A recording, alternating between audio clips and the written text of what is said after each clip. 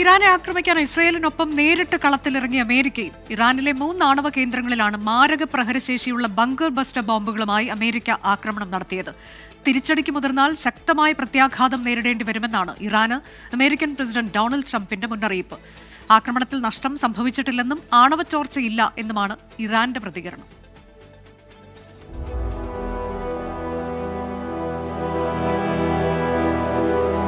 ഇറാന്റെ ഭൂഗർഭ ആണവ കേന്ദ്രങ്ങൾ സമ്പൂർണ്ണമായി നശിപ്പിക്കാൻ B-2 ബോംബ് വിമാനങ്ങൾ വേണമെന്ന ഇസ്രയേലിന്റെ സമ്മർദ്ദത്തിന് ഒടുവിൽ അമേരിക്കയും ഡൊണാൾഡ് ട്രംപും വഴങ്ങി.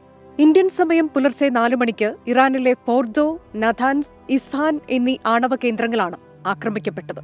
ബങ്കർ ബസ്റ്റർ ബോംബുകളും 30 ടോമോഹാക്ക് മിസൈലുകളും ഉപയോഗിച്ചായിരുന്നു ആക്രമണം. 6 B-2 സ്റ്റെൽത്ത് ബോംബറുകളാണ് ആക്രമണത്തിന് ഉപയോഗിച്ചത്. 13,600 കിലോഗ്രാം ഭാരമുള്ള GBU-57 വഹിക്കാൻ B-2 വിമാനത്തിന് മാത്രമേ കഴിയൂ.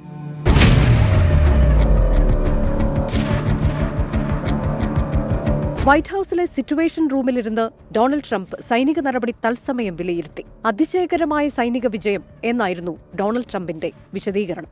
Tonight I can report to the world that the strikes were a spectacular military success. Iran's key nuclear enrichment facilities have been completely and totally obliterated. Iran, the bully of the Middle East, must now make peace. Iran സമാധാനത്തിന് തയ്യാറായില്ലെങ്കിൽ ഇതിലും കടുത്ത ആക്രമണങ്ങൾ നേരിടേണ്ടി വരുമെന്ന് Donald Trump മുന്നറിയിപ്പ് നൽകി. ചരിത്രം തിരുത്തിക്കുറിക്കുന്ന തീരുമാനമെന്ന് ട്രംപിനെ അഭിനന്ദിച്ച് ഇസ്രായേൽ പ്രധാനമന്ത്രി ബെന്യാമിൻ നെതന്യാഹുവിന്റെ പ്രതികരണം. Congratulations, President Trump.